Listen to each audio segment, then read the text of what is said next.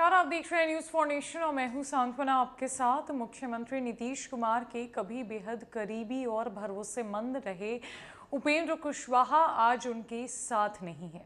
उपेंद्र कुशवाहा ने साल 2021 में आरएलएसपी यानी कि अपनी पार्टी का जदयू में विलय कराते वक्त ये कहा था कि वो आजीवन अब जदयू के लिए काम करेंगे, लेकिन हालात विपरीत हो गए। जब मुख्यमंत्री नीतीश कुमार ने कुछ दिनों पहले अपने उत्तराधिकारी की घोषणा कर दी तो उपेंद्र कुशवाहा को ये बात कहीं से भी रास नहीं आई और उन्होंने अपनी नाराजगी व्यक्त करते हुए ये कहा कि जदयू को कमजोर किया जा रहा है। आरजेडी और जेडीयू में एक बड़ी डील हुई है जिसके तहत जदयू का आरजेडी में विलय हो जाएगा, जिसे वो बर्दाश्त नहीं कर सकते।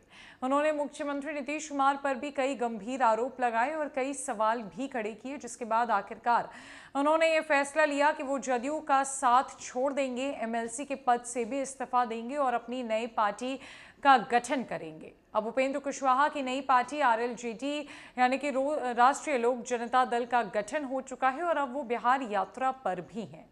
ऐसे में उपेंद्र कुशवाहा ने पहले भी जदयू को लेकर कई बड़े खुलासे किए बीते दिनों, तो वहीं अब उपेंद्र कुशवाहा ने मुख्यमंत्री नीतीश कुमार को लेकर एक और बड़ा खुलासा कर दिया है जिसने सबकी नींदें उड़ा दी है और मुख्यमंत्री नीतीश कुमार को एक बड़ा झटका सा लगा है।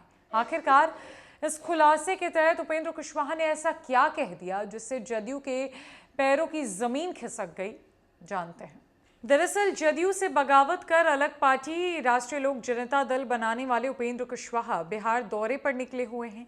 विरासत बचाओ नमन यात्रा पर निकले उपेंद्र कुशवाहा बुधवार को मुजफ्फरपुर पहुंचे, जहां उन्होंने एक बार फिर मुख्यमंत्री नीतीश कुमार पर जमकर हमला बोला। साथ ही कुशवाहा ने यह भी कहा कि मैं कुर्सी बचाने के लिए नहीं बल्कि संघर्ष के लिए कुर्सी बदलता हूं। उपेंद्र कुशवाहा ने दावा करते हुए कहा कि नीतीश कुमार बिहार को फिर 2005 से पहली वाली स्थिति में लेकर जा रहे हैं। उन्होंने कहा कि लव कुश समीकरण की बदौलत नीतीश एवं जॉर्ज की उपस्थिति में समता पार्टी का गठन किया गया था, लेकिन मुख्यमंत्री बिहार को फिर उसी मोड़ पर ले जा रहे हैं। लालू यादव पहले सभी वर्ग के लिए सोचते थे, लेकिन बाद में वे चलकर परिवारवाद में सिमट गए। मुख्यमंत्री नीतीश कुमार को जन्मदिन की बधाई देते हुए उन्होंने कहा कि सबसे पहले मैंने ही आवाज़ दी थी कि नीतीश कुमार के पास प्रधानमंत्री बनने लायक काबिलियत है, लेकिन अब तो उनका आधार ही खिसक गया है। उन्होंने कहा कि अब उचित भागीदारी एवं सबकी हिस्सेदारी वाला बिहार बनाने का सपना है, इसमें सभी सहयोग करें।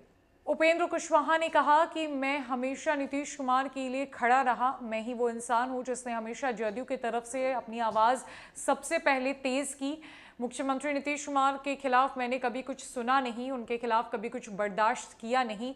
मैंने हमेशा खुद को पार्टी के लिए समर्पित किया है, लेकिन किसी ने मेरी एक ना सुनी। मुख्यमंत्री नीतीश कुमार के पास तो कभी वक्त नहीं रहा 5 मिनट मुझसे बातें करने का, मेरे विचारों को गंभीरता से लेने का, जिसके बाद मुझे ये लगने लगा था कि जदयू के भीतर मेरी कोई हैसियत नहीं है। भले मुझे जदयू का पार्लियामेंट्री अध्यक्ष बना दिया गया हो, लेकिन मैं किसी काम के लिए अधिकृत नहीं था, टीम का गठन नहीं हुआ था, जिसके बाद मैं एक ऐसा खिलाड़ी बनकर रह गया था जो 2 सालों से पवेलियन में ही बैठा है। हालांकि उपेंद्र कुशवाहा ने अपने हक की बात जरूर की थी जदयू में कि वो अपना हक लिए बिना जाने वाले नहीं हैं, लेकिन आखिरकार जब उनके सारे रास्ते बंद हो गए तो उन्होंने जदयू से किनारा करने की ही ठान ली।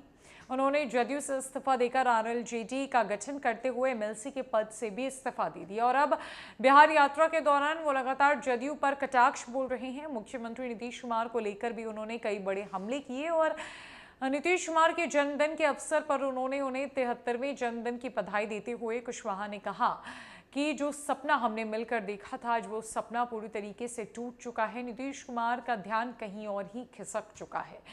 ऐसे में नीतीश कुमार को लेकर उपेंद्र कुशवाहा ने यह भी बताया कि आखिरकार वो बार बार पलटी क्यों मारते थे, उनकी क्या राजनीति थी, उनकी क्या रणनीति थी। जितनी समझ उपेंद्र कुशवाहा में आई नीतीश कुमार को देखते हुए राजनीति के उनके साथ वाले कार्यकाल में, उन्होंने वो सारी बातें जनता के सामने रखने की कोशिश की।